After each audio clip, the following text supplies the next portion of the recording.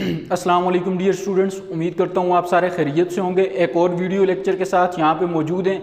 आज वाले video lecture में हम लोग डिस्कस करेंगे structure and function of nephron. अगर आपको याद हो तो पिछले दो वीडियो लेक्चर्स के अंदर मैं आपको बताता आ रहा हूँ कि इंपॉर्टेंट टॉपिक है। इस यूनिट का लॉन्ग क्वेश्चन है, आपके पास लॉन्ग क्वेश्चन ना भी आए तो शॉर्ट क्वेश्चन के तौर पर आ सकते हैं। तो टॉपिक की तरफ चलते हैं बच्चे। हमारे पास लेक्चर नंबर ओवरऑल 20 है। सारे के सारे लेक्चर 20 के 20 लेक्चर आप जब YouTube चैनल के ऊपर क्लिक करते हैं तो उधर एक ऑप्शन होता है वीडियोस के बाद प्लेलिस्ट। तो प्लेलिस्ट में आप जाएंगे तो उधर प्लेलिस्ट आपको बनी हुई नज़र आएगी तकरीबन ऑलमोस्ट हर सब्जेक्ट की। तो आप बायो 10th की प्लेलिस्ट के ऊपर जब क्लिक करेंगे तो आपको वहाँ पे 20 के 20 लेक्चर मिलेंगे। ऐसे अगर आप YouTube को ऊपर से नीचे तक देखेंगे तो आपको लेक्चर कभी भी नहीं मिलेंगे और आपको कन्फ्यूजन होगी। फिर आप कहते हैं कि लेक्चर अपलोड होते हैं उसके बाद डिलीट कर दिए जाते हैं। तो लेक्चर बच्चे कभी भी डिलीट नहीं किए जाते। लेक्चर आपको कहाँ पे इजीली मिल सकते हैं? प्लेलिस्ट में। तो ये तो आपको मैंने इन्फॉर्मेशन बताई है जो प्रॉब्लम हमें फेस करना पड़ रहे हैं। बच्चों के मैसेज आ रहे हैं कि बहुत सारे ऐसे लेक्चर्स हैं जो यूट्यूब से रिमूव्ड हो जाते हैं। लेक्चर कभी भी यूट्यूब से रिमूव नहीं करते हम लोग। हाँ, आपने लेक्चर्स देखने हैं, किसी वजह से आप इस वीक पिछले वीक के लेसन नहीं देख सके तो आपने क्या करना है, क्लिक करने के बाद वीडियोस के बाद आगे जो ऑप्शन होता है प्लेलिस्ट, उसके ऊपर क्लिक करेंगे। प्लेलिस्ट को ओपन करेंगे तो आपको बायो 9, 10, केमिस्ट्री 9, 10, फिजिक्स 9, 10 की अलग अलग प्लेलिस्ट नज़र आएगी। उस प्लेलिस्ट को ओपन करके आप अपना कंसर्न लेक्चर वहाँ से देख सकते हैं। तो आज जाएँ टॉपिक की तरफ बच्चे। टॉपिक जो आज हम लोग डिस्कस करेंगे इंपॉर्टेंट टॉपिक है स्ट्रक्चर ऑफ नेफ्रॉन। और आज का जो होमवर्क है, होमवर्क क्या है कि मैं आपको पढ़ाऊंगा थ्योरी। इस थ्योरी को जहन में रख के आपको एक जर्नल स्केच में डायग्राम का बता दूंगा। आप डायग्राम बना के आपके जो ग्रुप्स बने हुए उसमें आप लोग भेज देंगे। और होमवर्क क्या होगा आपके पास? Diagram of pressure filtration, diagram of glomerulus filtration और डायग्राम ऑफ फिल्ट्रेट। ये डायग्राम आप लोग बना के क्या करेंगे, आपके जो ग्रुप्स बने हुए हैं उनमें भेज देंगे। आ जाएं टॉपिक की तरफ बच्चे। उस दिन मैंने आपको बताया था जो नेफ्रॉन होते हैं, नेफ्रॉन के दो पार्ट होते हैं। एक होता है रीनल कार्पस्कल और दूसरा होता है आपके पास रीनल ट्यूब्यूल्स। अब इनको अलग अलग करके पढ़ेंगे, इन पार्ट्स को अलग अलग करके पढ़ेंगे और साथ में इनके फंक्शंस को अलग अलग करके पढ़ेंगे। तो पहला पार्ट जो है वो हम लोग देखते हैं रीनल कार्पस्कल। अब बच्चे रीनल कार्पस्कल आपके पास पार्ट ऑफ नेफ्रॉन है। आगे फर्दर ये दो पार्ट से बनते हैं। ये देखें, renal corpuscle is a part of a nephron which is further composed of two parts. कौन कौन से दो पार्ट्स होते हैं? एक होते हैं बोमेन कैप्सूल और एक होते हैं आपके पास ग्लोमेरुलस। तो बोमेन कैप्सूल एंड ग्लोमेरुलस दो पार्ट्स होते हैं। ये दोनों पार्ट्स किसके होते हैं आपके पास? रीनल कार्पस्कल के। ये आपके पास एमसीक्यू के तौर पे आ सकते हैं कि glomerulus is the part of dash part of nephron और Bowman capsule is the part of dash part of nephron. और आपसे वाइवा में क्वेश्चन पूछा जा सकते हैं कि रीनल कार्पस्कल के जो दो पार्ट होते हैं उनका नाम बता दें। तो एक आ गया आपके पास बोमेन कैप्सूल और दूसरा आ गया आपके पास ग्लोमेरुलस। अब इनकी डेफिनेशन देख लें बच्चे। ग्लोमेरुलस क्या है आपके पास? सिर्फ नेटवर्क ऑफ कैपिलरीज। नेफ्रॉन के अंदर जिधर बहुत सारी कैपिलरीज इकट्ठी होती हैं उस पार्ट को हम लोग किसका नाम देते हैं? ग्लोमेरुलस। और ये पार्ट आपके पास हेल्प करते हैं, किस चीज़ में हेल्प करते हैं? फिल्ट्रेशन। आगे जाके इसका फंक्शन भी देखेंगे और इससे रिलेटेड डायग्राम आपका होमवर्क है। तो ग्लोमेरुलस क्या है बच्चे आपके पास? Network of capillaries. इसका फंक्शन क्या होता है कि ये हेल्प करते हैं, किस चीज़ में हेल्प करते हैं? फिल्ट्रेशन में। अब इस ग्लोमेरुलस की प्रोटेक्शन होती है एक कप शेप्ड से, कप शेप्ड और सी शेप्ड स्ट्रक्चर से। उस कप शेप्ड और सी शेप्ड स्ट्रक्चर को हम लोग किसका नाम देते हैं? बोमेन कैप्सूल। तो ये नेटवर्क ऑफ कैपिलरीज है। इस तरह ये आपके पास बहुत सारी कैपिलरीज का नेटवर्क है।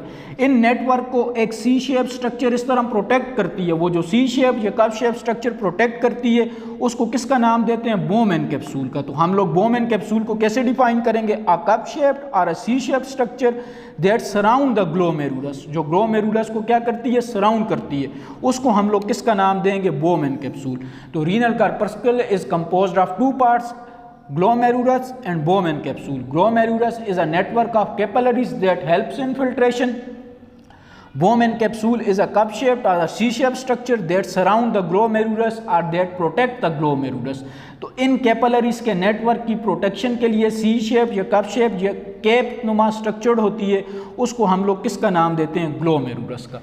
दूसरे पार्ट की तरफ चले जाएं तो दूसरा पार्ट जो होता है नेफ्रॉन का वो होता है आपके पास रीनल ट्यूब्यूल। अब रीनल ट्यूब्यूल क्या होता है बच्चे, आपके पास लार्ज ट्यूब होती है। ये अगर आपके पास बोमेन कैप्सूल है तो इससे इस तरह की एक लार्ज ट्यूब एराइज होगी। इस लार्ज ट्यूब को मैं और आपने किसका नाम देंगे, रीनल ट्यूब्यूल्स का। बोमेन कैप्सूल से जो लार्ज ट्यूब एराइज होती है उस ट्यूब को मैं और आप किसका नाम देते हैं बच्चे, रीनल ट्यूब्यूल का। अब देखें डेफिनेशन क्या है, अ large tube that is attached with बोमेन capsule. तो यहाँ हम लोग इसका स्केच बना के समझ सकते हैं। बोमेन कैप्सूल हमें पता है सी शेप्ड स्ट्रक्चर है, उसके साथ एक स्ट्रेट ट्यूब बना देंगे। तो बोमेन कैप्सूल के साथ जो आपके पास लॉन्ग ट्यूब अटैच्ड होगी उसको किसका नाम देंगे, रीनल ट्यूब्यूल का। अब इस रीनल ट्यूब्यूल के होते हैं आपके पास total 3 part. A large tube होती है, यहाँ पे लिखा हुआ है लार्ज ट्यूब है, तो इसके हम लोग लार्ज ट्यूब को अपनी आसानी के लिए 3 पार्ट्स में डिवाइड कर देते हैं। कौन कौन से, first part, middle part and last part. अब इनके नाम क्या होते हैं, जो फर्स्ट पार्ट होता है बिल्कुल ये वाला पार्ट, इसको हम लोग कहते हैं प्रॉक्सिमल और पीसीटी। जो मिडिल पार्ट होते हैं इस तरह, ये ट्यूब की स्ट्रक्चर बेसिकली इस तरह होती है, ये ऊपर से स्ट्रेट होती है, डाउनवर्ड आके ये आपके पास इस तरह की लूपनुमा स्ट्रक्चर बनाती है और एंड से फिर ये आपके पास क्या हो जाती है, स्ट्रेट हो जाती है। तो ये जो मिडिल पार्ट होते हैं इस पार्ट को हम लोग किसका नाम देते हैं, लूप ऑफ हेनले। अब हेनले कौन है, आपके पास साइंटिस्ट है जिसने क्या किया था, इस रीनल ट्यूब्यूल के अंदर ये मिडिल पार्ट को डिस्कवर्ड किया था, उसके नाम के ऊपर इसको नाम देते हैं लूप ऑफ हेनले। और जो लास्ट स्ट्रेट पार्ट होता है ये वाला, ये अमूमन ज़रा स्मॉलर होता है और इसको हम लोग नाम देते हैं डीसीटी और डिस्टल का। तो ये आगे आपके पास रीनल ट्यूब्यूल्स के 3 पार्ट। रीनल ट्यूब्यूल्स को कैसे डिफाइन करेंगे, अ large tube that is attached with Bowman capsule. फिर हम लोग कहते हैं कि इसके होते हैं आपके पास टोटल 3 पार्ट्स। कौन कौन से 3 पार्ट्स होते हैं, first, middle and last. First part is known as PCT और proximal convoluted tube. Middle is known as loop of Henle. Loop of Henle scientist ने, हेनले ने डिस्कवर किया था, that's why it is known as loop of Henle. Last part is known as DCT और distal convoluted tubes. अब बच्चे बहुत सारे nephrons का, ये तो मैंने आपको एक नेफ्रॉन का बताया, बहुत सारे नेफ्रॉन के ये जो ट्यूब्स होती हैं रीनल ट्यूब्यूल्स, ये कंबाइन होती हैं और ओपन होती हैं in a single collecting duct. Let's suppose ये आपके पास एक की है, ये दूसरे नेफ्रॉन की है, ये तीसरी की है, ये चौथे की है, ये 5वीं की है। ये ज़्यादा कंबाइन होकर फाइनली सारी की सारी ओपन होंगी किसके अंदर, सिंगल कलेक्टिंग डक्ट के अंदर। तो हम लोग कहते हैं कि ये तो एक नेफ्रॉन की 3 ट्यूब्स हैं। आखिर में हम लोग कहते हैं कि ये जो आपके पास renal tubules of many nephron, बहुत सारी नेफ्रॉन्स की कलेक्ट होके आखिर में ओपन होती हैं सिंगल कलेक्टिंग डक्ट में, और फिर बहुत सारी कलेक्टिंग डक्ट्स कंबाइन होके ओपन होती हैं किस में, रीनल पेल्वस में। रीनल पेल्वस के आगे से क्या चीज़ें राइज होती है, यूरिटर। यूरिटर के बाद कौन सा पार्ट होता है, ब्लैडर। ब्लैडर के बाद कौन सा पार्ट होता है, यूरेथ्रा। तो इस पार्ट को ज़रा दोबारा समझ लें ताकि आपके जहन में बैठ जाए। रीनल ट्यूब्यूल्स के होंगे बच्चे 3 part, PCT, loop of Henley, DCT. ये एक नेफ्रॉन के, बहुत सारी नेफ्रॉन्स के ये वाले पार्ट कंबाइन होके एक सिंगल कलेक्टिंग डक्ट में ओपन होंगे। फिर बहुत सारी कलेक्टिंग डक्ट्स कंबाइन होके किसके अंदर ओपन होंगी, रीनल पेल्वस के अंदर ओपन होंगी। फिर रीनल पेल्वस से अगर आपको स्ट्रक्चर ऑफ किडनी का पता हो तो इस तरह का पार्ट के आगे से इस तरह का जो रीनल पेल्वस वाली साइड होती है उधर से कौन सी चीज़ें राइज होती है आपके पास, यूरेटर। और यूरेटर किस में ओपन होती है, यूरेथ्रा, सॉरी ब्लैडर में। ब्लैडर के बाद कौन सा पार्ट होता है आपके पास, यूरेथ्रा। तो इस वजह से हम लोग कहेंगे कलेक्टिंग डक्ट्स बहुत सारी कंबाइन होकर किसके अंदर ओपन होंगी, रीनल पेल्विस के अंदर। तो ये तो थी आपके पास स्ट्रक्चर ऑफ नेफ्रॉन। अब आए फंक्शन ऑफ नेफ्रॉन की तरफ।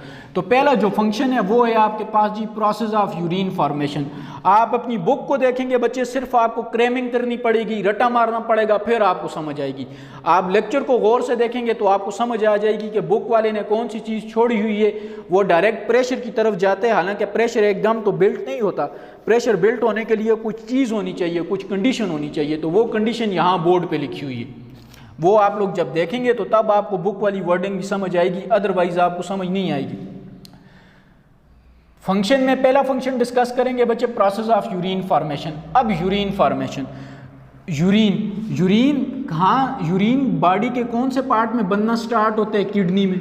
अब इससे हमें ये चीज़ क्लियर होती है कि जो ब्लड की फिल्ट्रेशन होती है वो किसके अंदर होती है, किडनी के अंदर होती है। अब देखें तो इसका मतलब है किडनी की तरफ जो ब्लड आर्टरी लेके आएगी उसको किसका नाम देंगे, रीनल आर्टरी का। अब इस रीनल आर्टरी के होते हैं 2 पार्ट्स, एक होते हैं एफरेंट और एक होते हैं एफरेंट। एक स्टार्ट होते हैं ए से और एक स्टार्ट होते हैं ई से। इन दो का फ़र्क आपको पता होना चाहिए, बस आप इस पूरे टॉपिक को समझ जाएंगे। रीनल आर्टरी ब्लड लेके आती है किडनी की तरफ, और उस आर्टरी जो ब्लड किडनी की तरफ लेके आती है उसको कहते हैं एफरेंट आर्टरियोल, ये एफरेंट आर्टरी। अब देखें, renal artery carry blood towards the kidney known as efferent arteriole. अब जब ये ब्लड किडनी की तरफ लेके आएगी तो किडनी के कौन से पार्ट, नेफ्रॉन के कौन से पार्ट की तरफ लेके आई, towards the capillaries of glomerulus. तो हम लोग कहेंगे ग्लोमेरुलस का काम क्या होता है, फिल्ट्रेशन करना। ग्लोमेरुलस इस तरह की आपके पास कैपिलरीज है, ये आर्टरी ब्लड लेके आ रही है, इसका मतलब है ब्लड ये किसको देगी, इन कैपिलरीज को देगी। तो हम लोग यही कहते हैं एफरेंट आर्टरियोल्स ब्लड लेके किसकी तरफ आती है, towards the capillaries of glomerulus. फिर ब्लड इस जगह फिल्टर होते हैं, फिल्टर होने के बाद ब्लड किडनी से जो वापस जाता है वो भी आर्टरी की मदद से जाता है, किसी और दूसरी ब्लड वेसल की मदद से नहीं जाता, लेकिन जिस आर्टरी की मदद से जाएगा उसका नाम होगा एफरेंट, ई। अब एफरेंट और एफरेंट का फ़र्क क्या है, अब ये देखो, हम लोग कहते हैं जो एफरेंट होती है ये half of the diameter of efferent होती है। तो सिंपल आप लोग याद रखो, ए का जो डायमीटर होता है ये आपके पास क्या होता है, लार्जर, और जो ई का डायमीटर होता है ये आपके पास क्या होता है बच्चे, स्मॉलर। इन दोनों के दरमियान कौन सी चीज़ होती है, कैपिलरीज का नेटवर्क होता है। बस ए ब्लड कैपिलरीज की तरफ लेके आती है और ई ब्लड कैपिलरीज से लेके जाती है। अब ये देखें, लेट्स सपोज ये ए है जिसके ऊपर आपको 5 माइक्रोमीटर नज़र आ रहा है, ये ब्लैक कलर वाली आपके पास ई है जिसके ऊपर आपको 2 माइक्रोमीटर नज़र आ रहा है। ये दरमियान में आपके पास कौन सा पार्ट है जी, ये हम लोग कहते हैं जी ग्लोमेरुलस है। अब देखें, ये ब्लड लेके आ रहा है, इसके पास ब्लड सारे का सारा जब आएगा तो डायमीटर ज़्यादा है तो इसका मतलब है प्रेशर के साथ आएगा, ज़्यादा ब्लड आएगा। सारे का सारा ब्लड आने के बाद किसके साथ स्ट्राइक करेगा, इस ग्लोमेरुलस के साथ। जब इसके साथ स्ट्राइक करेगा तो ब्लड के अंदर जितना भी नाइट्रोजनस वेस्ट होगा, चाहे वो साल्ट हो, चाहे वो एसिड हो, चाहे वो आपके पास नाइट्रोजनस वेस्ट हो, चाहे वो आपके पास डैमेज ब्लड सेल्स हों, वो सारे के सारे यहाँ पे क्या हो जाएंगे, आपके पास फिल्टर हो जाएंगे। अब जब ग्लोमेरुलस उनको फिल्टर कर देगा तो फिल्टर करने के बाद ब्लड तो लाजमी बात है इससे आगे मूव करेगा। जब आगे मूव करेगा तो आगे डायमीटर कम है, 2 माइक्रोमीटर है, यहाँ से ब्लड कम स्पीड के साथ दोबारा किसकी तरफ जाएगा, अपने कंसर्न ऑर्गन या पार्ट की तरफ जाएगा। अब देखें, ज़्यादा डायमीटर और कम डायमीटर के दरमियान मेम्ब्रेन है। मेम्ब्रेन किस चीज़ की, आपके पास कैपिलरीज की। ये यहाँ पे प्रेशर बिल्ड करती है और इस प्रेशर को हम लोग कहते हैं प्रेशर फिल्ट्रेशन, और इस प्रेशर को हम लोग कहते हैं ग्लोमेरुलस प्रेशर।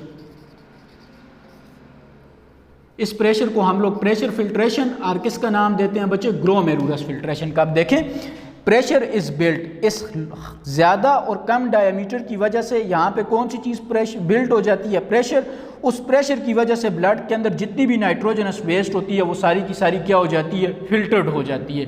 ये जो चीज़ फिल्टर्ड होती है उसको हम लोग कहते हैं ग्लोमेरुलस फिल्ट्रेट। ग्लोमेरुलस फिल्ट्रेट के अंदर क्या चीज़ें होती हैं बच्चे, आपके पास ऑल नाइट्रोजनस वेस्ट, जितनी भी नाइट्रोजनस वेस्ट किसके दौरान बनती है, आपके पास सेल मेटाबॉलिज्म के दौरान बनती है, वो एक्सेस वाटर, एक्सेस साल्ट, तो ये सारी की सारी चीज़ें किसके पास जम हो जाती हैं, ग्लोमेरुलस के पास। दोबारा देख लें, ये चीज़ ज़्यादा डायमीटर वाली है, ये पानी या ब्लड ले के आती है। आगे इस तरह की आप लोग मेम्ब्रेन रख देते हो, मेम्ब्रेन का काम क्या होता है, फिल्टर करना। इसके बाद आप पाइप लगा देते हो जिसका डायमीटर कम है, तो इसका मतलब है इससे जब ज़्यादा चीज़ आके इसके साथ स्ट्राइक करेगी तो इधर क्या चीज़ क्रिएट होगा, प्रेशर। वो प्रेशर किस पार्ट के अंदर क्रिएट हो रहा है, ग्लोमेरुलस के अंदर। तो उस ग्लोमेरुलस का काम क्या होता है, फिल्टर करना। तो इस प्रेशर की वजह से ग्लोमेरुलस फिल्ट्रेशन करेगा। उस फिल्ट्रेशन को हम लोग किसका नाम देंगे, that type of filtration is known as pressure filtration. इस प्रेशर फिल्ट्रेशन के नतीजे में कौन सा फिल्ट्रेट बनते हैं आपके पास, ग्लोमेरुलस फिल्ट्रेट। ग्लोमेरुलस फिल्ट्रेट के अंदर तमाम तर नाइट्रोजनस वेस्ट होती हैं, तमाम तर एक्सेस वाटर होते हैं और एक्सेस साल्ट होते हैं। तो इस तरह हम लोग कहते हैं कि हमारा जो किडनी होते हैं वो क्या करते हैं, आपके पास फिल्ट्रेशन करते हैं। दोबारा देख लें बच्चे, प्रोसेस ऑफ यूरिन फॉर्मेशन को रीनल आर्टरी ब्लड किडनी की तरफ लेके भी आएगी और लेके जाएगी भी। जो आर्टरी लेके आएगी उसका नाम होगा एफरेंट और जो लेके जाएगी उसका नाम होगा इफरेंट। एफरेंट और इफरेंट में फ़र्क क्या होता है? जो इफरेंट होती है ये half of the diameter of efferent होती है। दोनों आर्टरीज के दरमियान में ग्लोमेरुलस होता है। ग्लोमेरुलस मेम्ब्रेन या कैपिलरीज होती हैं। एक चीज़ प्रेशर के साथ ये ज़्यादा आके वो मेम्ब्रेन के साथ स्ट्राइक कर रही है, तो इसका मतलब है मेम्ब्रेन के पास क्या चीज़ क्रिएट होगी? प्रेशर। उस प्रेशर का रिजल्ट ये होगा ब्लड सेल्स तो आगे मूव कर जाएंगे, लेकिन ब्लड्स के अंदर जो हैवी पार्टिकल्स होंगे, जो आपके पास लार्जर मॉलिक्यूल्स होंगे, वो ये मेम्ब्रेन अपने पास रोक देगी। इस फिल्ट्रेशन को कहेंगे प्रेशर फिल्ट्रेशन। और मेम्ब्रेन होगी ग्लोमेरुलस वाली, तो वो जो फिल्ट्रेट वहाँ पे रुकेगा उस फिल्ट्रेट को हम लोग कहेंगे ग्लोमेरुलस फिल्ट्रेट। तो इससे रिलेटेड डायग्राम जो आपकी बुक में बचे वो आपका होमवर्क है, वो आप लोग बना के मुझे जो ग्रुप्स बने हुए हैं उसमें भेज देंगे। नेक्स्ट लेक्चर में आएंगे तो इसका नेक्स्ट फंक्शन डिस्कस करेंगे। तब तक अपना ख्याल रखिएगा। शुक्रिया, वस्सलाम, खुदा हाफ़िज़।